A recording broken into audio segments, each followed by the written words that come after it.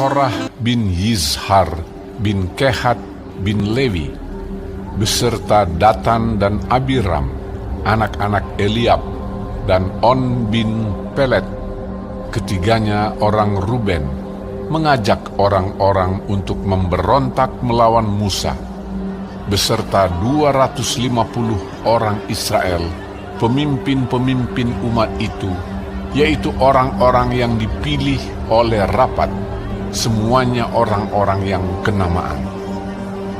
Maka mereka berkumpul mengurumuni Musa dan Harun, serta berkata kepada keduanya, "Sekarang cukuplah itu. Segenap umat itu adalah orang-orang kudus, dan Tuhan ada di tengah-tengah mereka. Mengapakah kamu meninggi-ninggikan diri di atas jemaat Tuhan?" Ketika Musa mendengar hal itu, sujudlah ia. Dan ia berkata kepada Korah dan segenap kumpulannya, "Besok pagi Tuhan akan memberitahukan siapa kepunyaannya dan siapa yang kudus, dan ia akan memperbolehkan orang itu mendekat kepadanya. Orang yang akan dipilihnya akan diperbolehkannya mendekat kepadanya.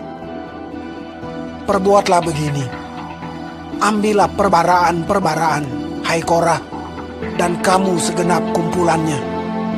Bubuhlah api ke dalamnya, dan taruhlah ukupan di atasnya, di hadapan Tuhan pada esok hari. Dan orang yang akan dipilih Tuhan, dialah yang kudus. Cukuplah itu, hai orang-orang Lewi." Lalu berkatalah Musa kepada Korah, "Cobalah dengar, hai orang-orang Lewi, belum cukupkah bagimu bahwa kamu dipisahkan oleh Allah Israel dari umat Israel dan diperbolehkan mendekat kepadanya, supaya kamu melakukan pekerjaan pada kemah suci Tuhan dan bertugas bagi umat itu untuk melayani mereka, dan bahwa engkau diperbolehkan mendekat bersama-sama dengan semua saudaramu Bani Lewi. Dan sekarang mau pula kamu menuntut pangkat imam lagi? Sebab itu engkau ini dengan segenap kumpulanmu, kamu bersepakat melawan Tuhan. Karena siapakah Harun sehingga kamu bersungut-sungut kepadanya?" Adapun Musa telah menyuruh orang untuk memanggil Datan dan Abiram, anak-anak Eliab, tetapi jawab mereka, "Kami tidak mau datang. Belum cukupkah bahwa engkau memimpin kami keluar dari satu negeri yang berlimpah-limpah susu dan madunya, untuk membiarkan kami mati di padang gurun, sehingga masih juga engkau menjadikan dirimu Tuhan atas kami? Sungguh, engkau tidak membawa kami ke negeri yang berlimpah-limpah susu dan madunya, ataupun memberikan kepada kami ladang-ladang dan kebun-kebun anggur sebagai milik pusaka. Masakan engkau dapat mengelabui mata orang-orang ini? Kami tidak mau datang." Lalu sangat marahlah Musa, dan ia berkata kepada Tuhan, "Janganlah perhatikan segala persembahan mereka. Belum pernah ku ambil satu ekor keledai pun dari mereka, dan belum pernah ku lakukan yang jahat kepada seorang pun dari mereka." Lalu berkatalah Musa kepada Korah, "Engkau ini dengan segenap kumpulanmu harus menghadap Tuhan, engkau dan mereka dan Harun pada esok hari. Baiklah kamu masing-masing membawa perbaraannya membubuh ukupan di atasnya. Lalu kamu mempersembahkan masing-masing perbaraannya ke hadapan Tuhan, 250 perbaraan. Juga engkau ini dan Harun masing-masing harus membawa perbaraannya." Maka mereka masing-masing membawa perbaraannya, membubuh api ke dalamnya, menaruh ukupan di atasnya. Lalu berdirilah mereka di depan pintu kemah pertemuan, juga Musa dan Harun. Ketika Korah mengumpulkan segenap umat itu melawan mereka berdua di depan pintu kemah pertemuan, tampaklah kemuliaan Tuhan kepada segenap umat itu. Lalu berfirmanlah Tuhan kepada Musa dan Harun, Pisahkanlah dirimu dari tengah-tengah umat ini, supaya kuhancurkan mereka dalam sekejap mata. Tetapi sujudlah mereka berdua dan berkata, Ya Allah, Allah dari roh segala makhluk, satu orang saja berdosa. Masakan engkau murka terhadap segenap perkumpulan ini? Maka berfirmanlah Tuhan kepada Musa, Katakanlah kepada umat itu, pergilah dari sekeliling tempat kediaman Korah, Datan, dan Abiram. Lalu pergilah Musa kepada Datan dan Abiram, dan para tua-tua Israel mengikuti dia.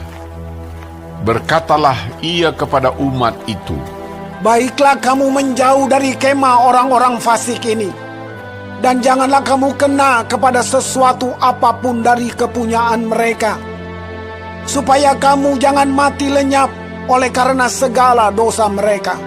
Maka pergilah mereka dari sekeliling tempat kediaman Korah, Datan, dan Abiram. Keluarlah Datan dan Abiram, lalu berdiri di depan pintu kemah mereka bersama-sama dengan istrinya, para anaknya, dan anak-anak yang kecil. Sesudah itu berkatalah Musa, Dari hal inilah kamu akan tahu bahwa aku diutus Tuhan untuk melakukan segala perbuatan ini, dan hal itu bukanlah dari hatiku sendiri. Jika orang-orang ini nanti mati seperti matinya setiap manusia, dan mereka mengalami yang dialami setiap manusia, maka aku tidak diutus Tuhan. Tetapi jika Tuhan akan menjadikan sesuatu yang belum pernah terjadi, dan tanah mengangakan mulutnya dan menelan mereka beserta segala kepunyaan mereka, sehingga mereka hidup-hidup turun ke dunia orang mati, maka kamu akan tahu bahwa orang-orang ini telah menista Tuhan.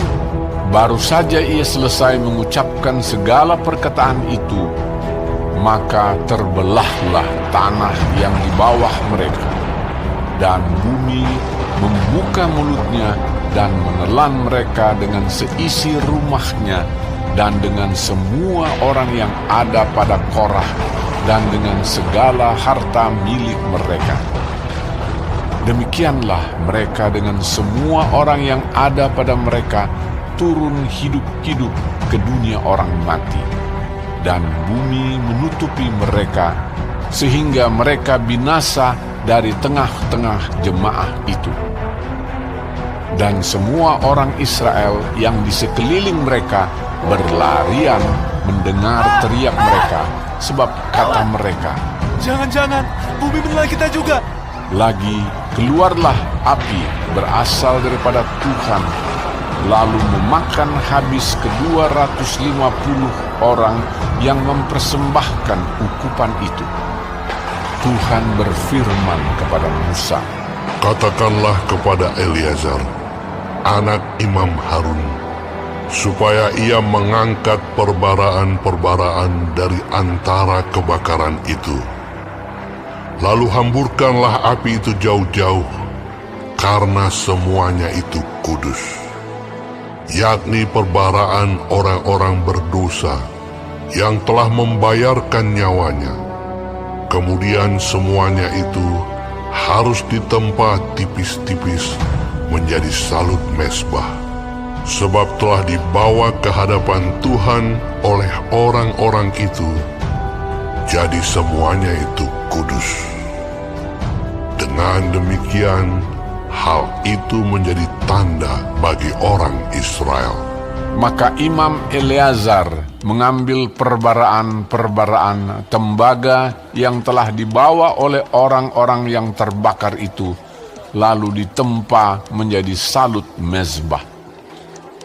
Itu menjadi suatu peringatan bagi orang Israel, supaya jangan tampil orang awam yang bukan dari keturunan Harun untuk membakar ukupan di hadapan Tuhan, dan jangan ia menjadi seperti Korah dan kumpulannya, seperti yang difirmankan Tuhan kepadanya dengan perantaraan Musa. Tapi pada keesokan harinya bersungut-sungutlah segenap umat Israel kepada Musa dan Harun, kata mereka, "Kamu telah membunuh umat Tuhan." Ketika umat itu berkumpul melawan Musa dan Harun, dan mereka memalingkan mukanya ke arah kemah pertemuan, maka kelihatanlah awan itu menutupinya dan tampaklah kemuliaan Tuhan. Lalu pergilah Musa dan Harun ke depan kemah pertemuan. Maka berfirmanlah Tuhan kepada Musa, Pergilah dari tengah-tengah umat ini, supaya kuhancurkan mereka dalam sekejap mata. Lalu sujudlah mereka.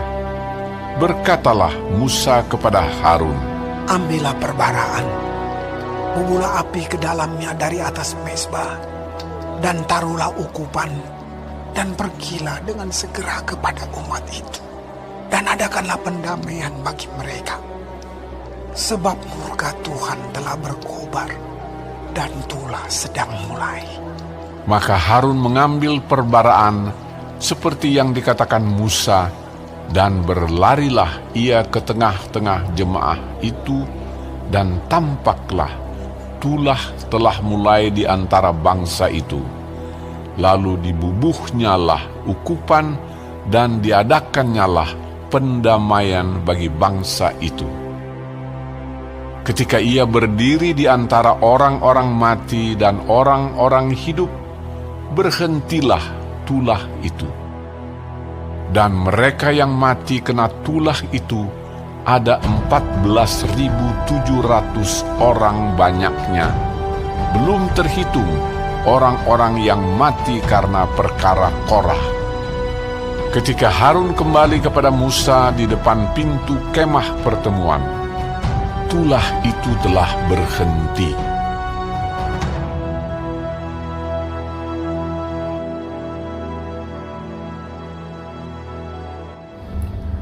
Shalom saudara-saudaraku yang kekasih di dalam Tuhan Yesus. Puji Tuhan kalau kita masih diberi kesempatan hidup hari ini dan dapat mempelajari firman Tuhan dari kitab Bilangan 16. Tuhan Yesus memberkati. Mengenai pemberontakan Korah, Datan, dan Abiram. Mengapa mereka memberontak? Alasannya sepertinya benar, ya.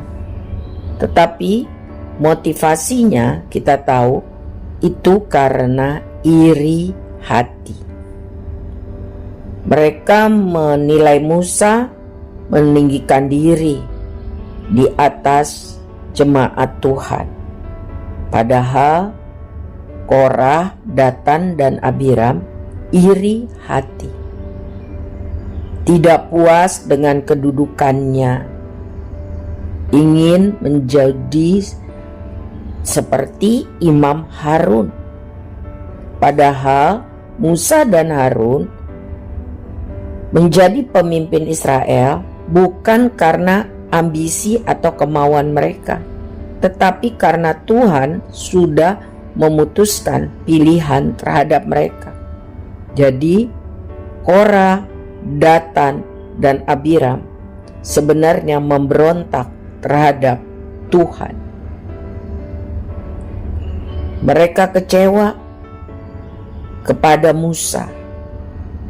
Mereka menilai Musa menipu dan membawa mereka ke tempat yang penuh dengan sengsara, ya, supaya mereka habis binasa di padang gurun. Padahal itu salah.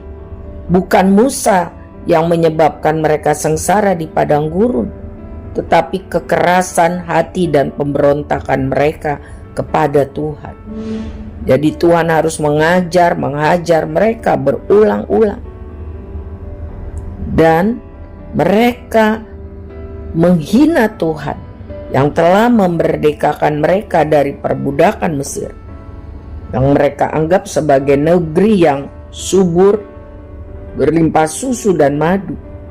Mereka melupakan, bahkan menyangkali pertolongan dan berkat Tuhan. Saudara, iri hati, merasa diri benar dan paling benar, tidak puas dengan berkat yang Tuhan berikan adalah celah yang besar untuk berdosa. Mari kita belajar dari peristiwa kejahatan Korah, Datan, dan Abiram ini dengan hidup bersyukur, percaya Tuhan baik, menerima apa yang Tuhan percayakan dengan rasa terima kasih, mencukupkan diri dengan apa yang Tuhan percayakan kepada kita, dan memandang hidup dari sudut pandang Tuhan. Kalau Tuhan menolong, memberkati, menjawab doa seperti yang kita harapkan, haleluya. Tetapi kalau Tuhan berkata tidak, belum, atau tunggu, kita tetap berkata puji Tuhan. Mari kita hidup dipimpin oleh Roh Tuhan dan firman Tuhan, bukan dengan keegoisan, kedagingan, dan keinginan diri sendiri yang tidak ada habis-habisnya. Jangan sampai Tuhan murka. Tuhan tolong kita semua bisa menjadi pelaku firman Tuhan. Amin.